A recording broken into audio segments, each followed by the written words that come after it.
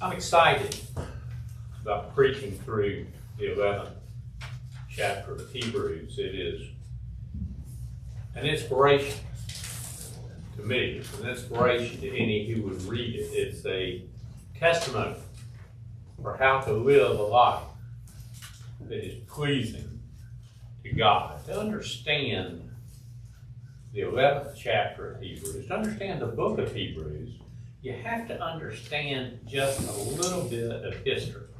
The book of Hebrews does not identify its author by name. I think consensus of scholarly opinion is it may have been written by Paul. The very end of the book tells us that it's written from Italy. We know that Paul was under house arrest in Italy in 61 through 62 AD. Most likely when this book was written, but one thing we know for sure, the book of Hebrews was written during the beginning of Roman persecution of Christians. Nero was emperor at the time, and he ratcheted up persecution of Christians to the point that they were being slaughtered, they were being killed in very, very difficult and painful ways. And up until this time, roughly 30 years after the church was established, Christianity had been sort of ignored by the Roman government. Didn't create any kind of problems at all. And the reason is, if you understand the way the Roman government worked, Rome had a tendency to allow some element of home rule to the areas, the countries, the locations that they conquered. And if there was an established religion in those conquered areas, they were allowed to keep their religion and practice their religion. Well, one religion recognized by Rome was Judaism, the practice of the Old Testament religion. And for a number of years, Rome viewed Christianity as just sort of a sect of Judaism. And so if, in Rome's eyes, Christianity was part of a recognized religion, then it could just be practiced with no problem. Well, Rome came to realize correctly that Christianity is a whole lot more than just kind of a part of Judaism. That Christianity is a different religion, that Christianity is a faith practice that is distinct from Judaism, and so you could still practice Christianity as a new religion, but you first had to worship the emperor. You could worship anybody else you wanted to, but first you had to worship the emperor. Well, for obvious reasons, the Christians were not going to do that. The Christians were not going to participate in emperor worship, and so that created great persecution. And at the time the book of Hebrews is written, the book is written to Christians who were ethnically Jews, who had come out of the practice of Judaism, who had been loyal to the Old Testament system of sacrifice and worship. And some of those people, faith is becoming weak. They were considering taking a step back. And from an earthly standpoint, they're effectively saying, well, you know, we were pretty good, but before we learned about all this Jesus stuff, we were perfectly happy being practicing Jews. We got along with Rome. We're now worshiping Jesus, and Rome's killing us for it. So why don't we just go back to being Jewish people? We can still worship God, and we won't have Rome feeding us to the lions and burning us like human torches and crucifying us.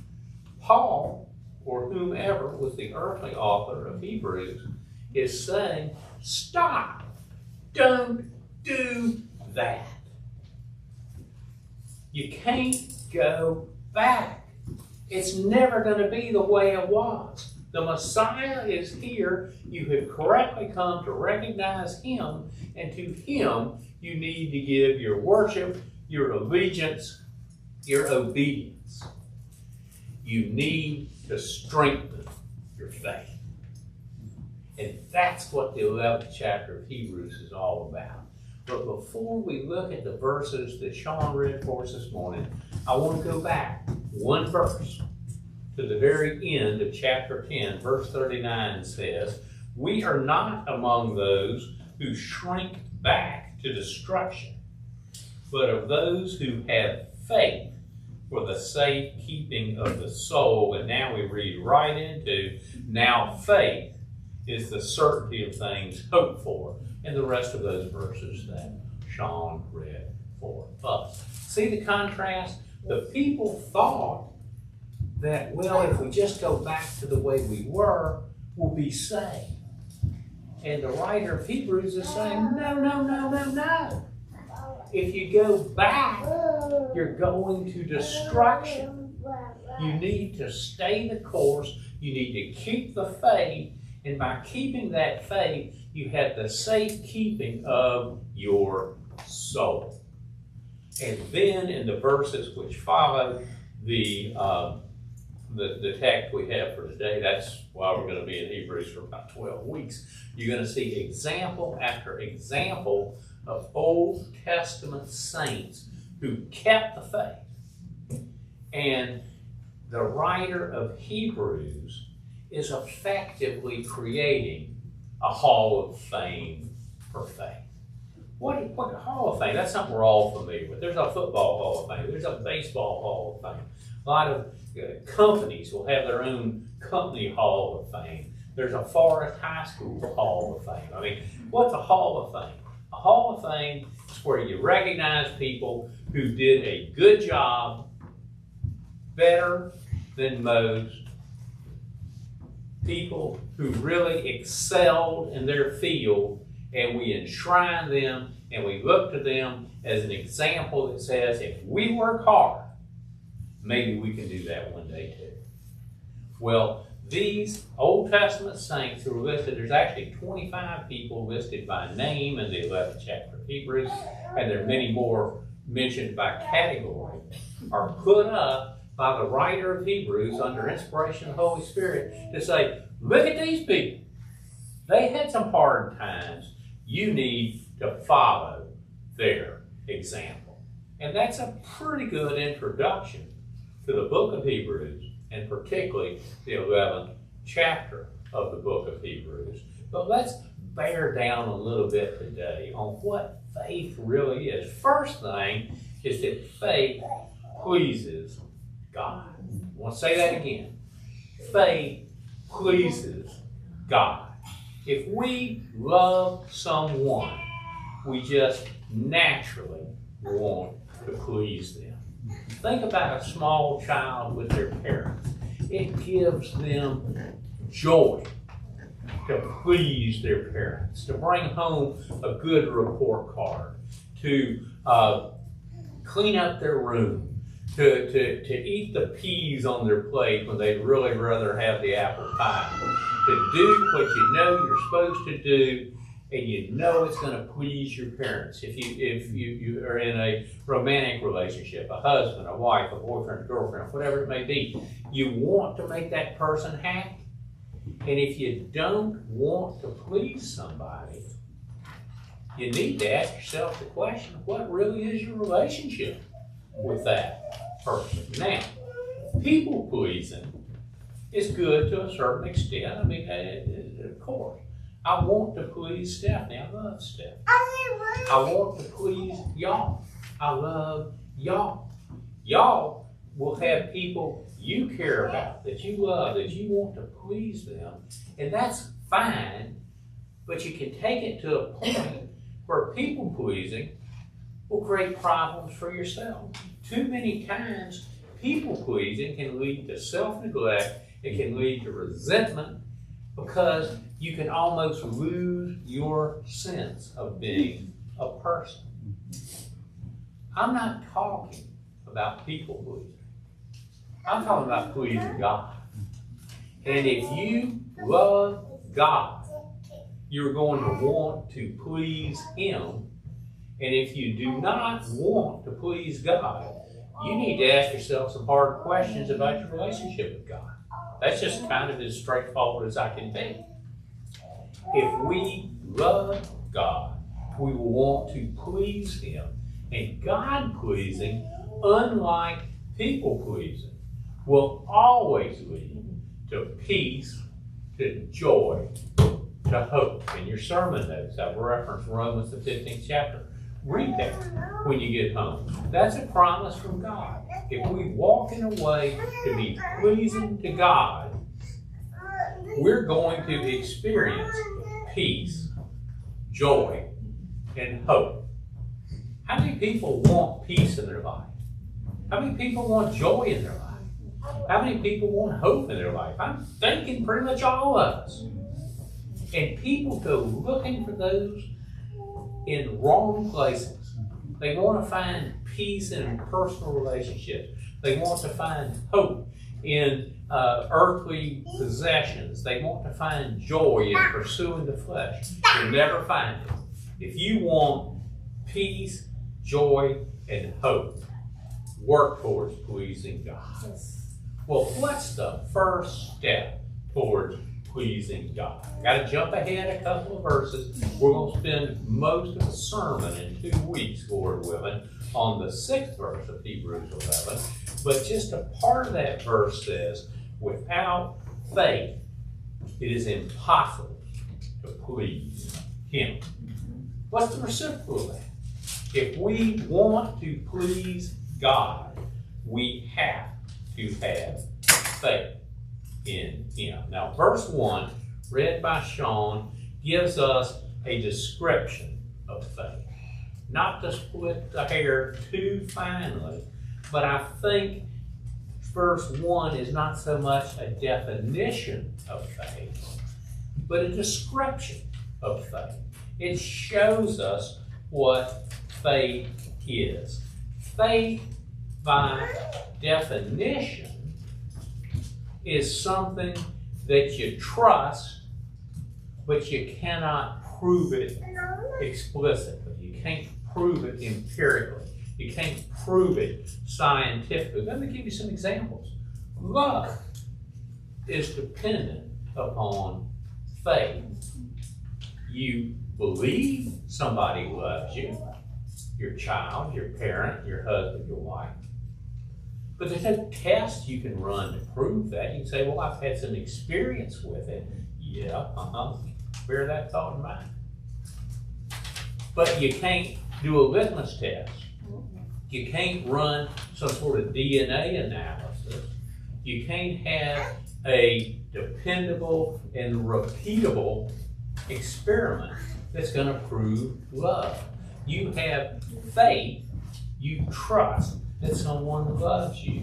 How about reliability in the future? You know what happened this morning? The sun came up. Now, I kind of understand that the sun stays in one place and the earth rotates, but pardon the little metaphor there. The sun came up this morning. The sun came up yesterday morning. And God willing, the sun's going to come up tomorrow. I have faith that's going to happen, but I can't prove it. Just because something's happened before doesn't necessarily mean it's going to happen again. But I have faith that it will. How about historical events? We read about World War II. I don't think any of us were alive then. I wasn't that far away, but not alive then. We read about the Revolutionary War. We read about medieval history. We trust that that happened. But all we have is faith in the books that we read in the histories. We can't go back and prove it. You can't jump a time machine and go back and see it for yourself. What about safety of infrastructure? Anybody ever driven over the Sunshine Skyline Bridge? I have. I don't really like it very much, to tell you the truth, but I've done it. Well, we have faith that that thing's going to stand up. That it's going to hang on. And guess what? Sometimes bridges don't. Sometimes they collapse. Sometimes they get hit by a ship. Things happen, but we have faith in this infrastructure. That is what faith is. It's trusting something that you cannot explicitly prove. Now, Sean read to us from a more modern translation, the New American Standard. Many of us who would have memorized this verse as young people some number of years ago will remember the King James. Now, faith is the substance of things hoped for, evidence of things not seen. The Greek word, and I put this in your sermon notes if you're curious, you can look at it. But the Greek word that's translated substance, that's translated probably more accurately certainty, means something that has an underlying essence, a foundation. It's sturdy. It's solid. You can build on. And so what the Word is telling us is that faith is like that foundation. It's what we build on. Faith is more than an intellectual assent. Faith is more than head knowledge. An example, Roger's going to show us a picture here. Maybe. We hadn't practiced this. I got faith it's going to work.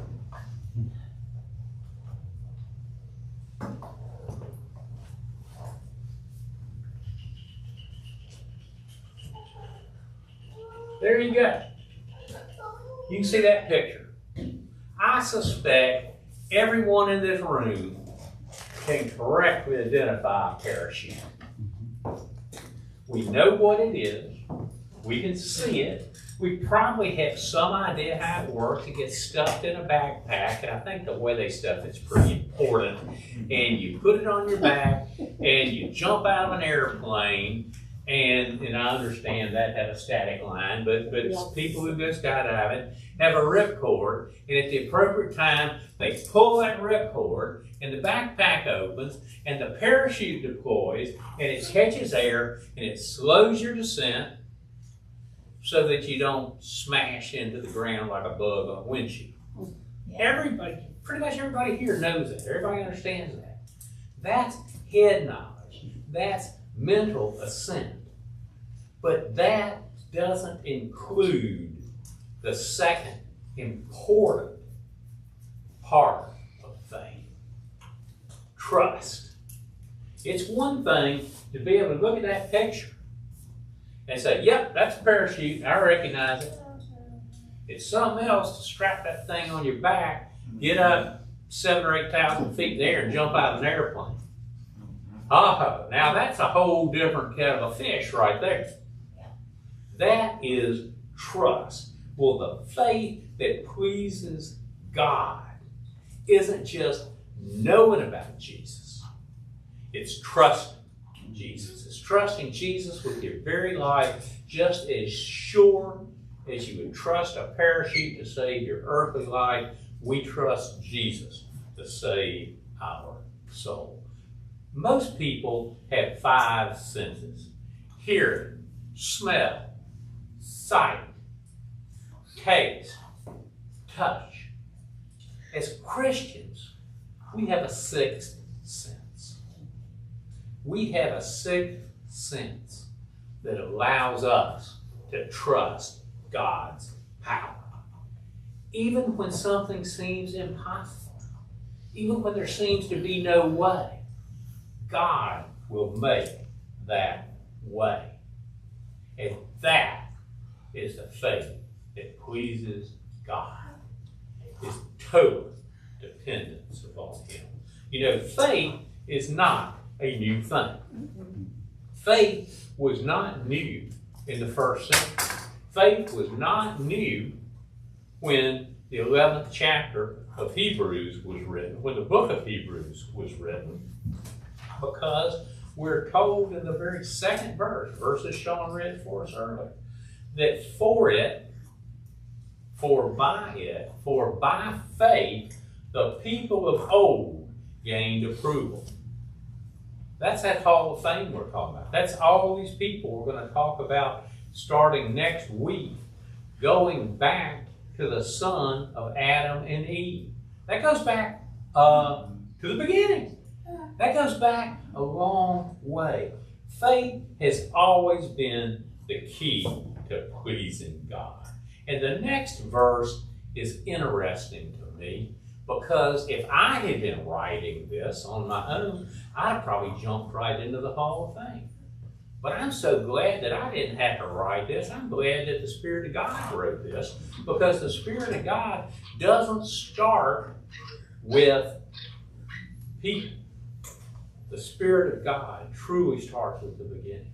Starts with creation. Verse 3. By faith we understand that the world has been created by the Word of God. I've preached several sermons on creation. I've taught several Bible studies on creation. I'm not going to go through everything I've talked about before. I'll just say this.